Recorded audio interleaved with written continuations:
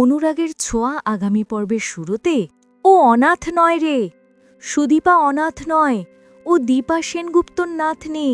অবশেষে চৌধুরী বাড়িতে হাজির হয়ে মুখ খুলল পুরোহিত মশাই।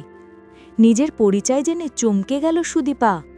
মুখের রং উড়ে গেল অংশুর। হ্যাঁ বন্ধুরা, আমরা এমনটাই দেখতে পাব অনুরাগের ছোঁয়া ধারাবাহিকের আগামী পর্বগুলোতে। কুন্তলার ফাঁদে পড়ে অংশু ও সুদীপাকে তাড়ানোর জন্য সমস্ত কাজকর্ম করতে থাকে, চক্রান্ত সাজাতে থাকে।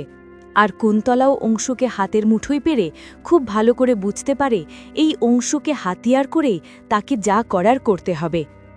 সুদীপা, রূপা এদেরকে ওই চৌধুরী বাড়ি থেকে তাড়াতে হবে, নিজের হাতের মুঠোয় আনতে হবে। তাই কুন্তলা অংশুকে বলে দেয় ওই অনাথ আশ্রমে যাওয়ার কথা। অনাথ আশ্রমে গিয়ে বেশ কিছু টাকাও অংশুর হাতে ধরিয়ে দেয় কুন্তলা।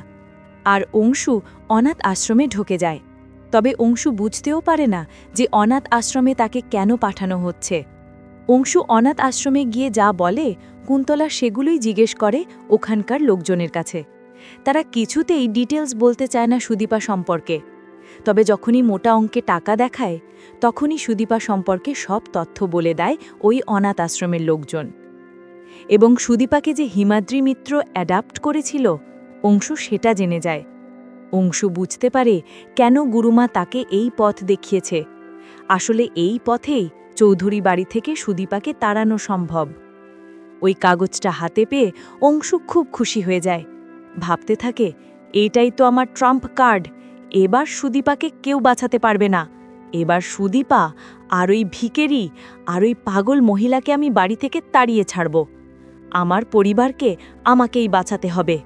এই বলে অংশু অনাথ আশ্রম থেকে বেরিয়ে পড়ে চৌধুরী বাড়ির দিকে। অন্যদিকে চৌধুরী বাড়িতে গায়ত্রী চৌধুরীর কথা মতোই সুদীপা পুজোর সব আয়োজন করতে থাকে একা হাতে।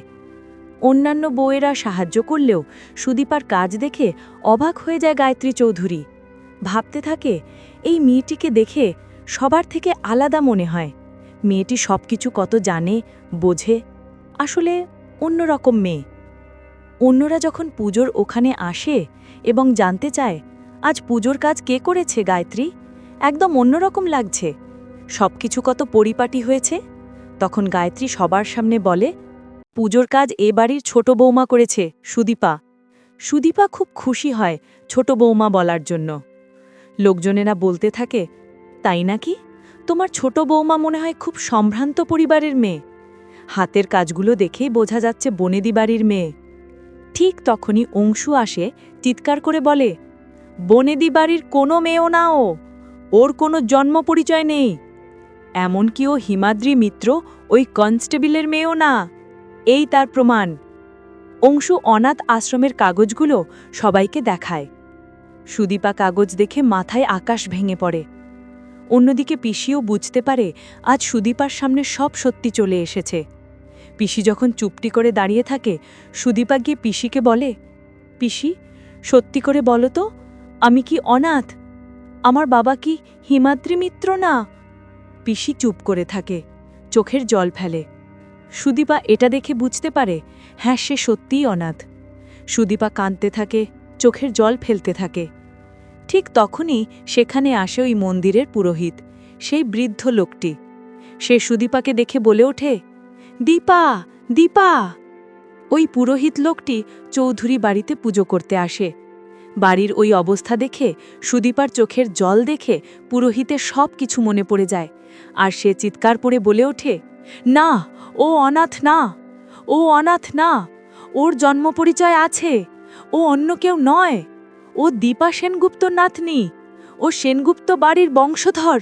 শুনে চমকে যায় সুদীপা, চমকে যায় ওখানকার সবাই। তো বন্ধুরা, এই ছিল আজকের পর্বের গল্প।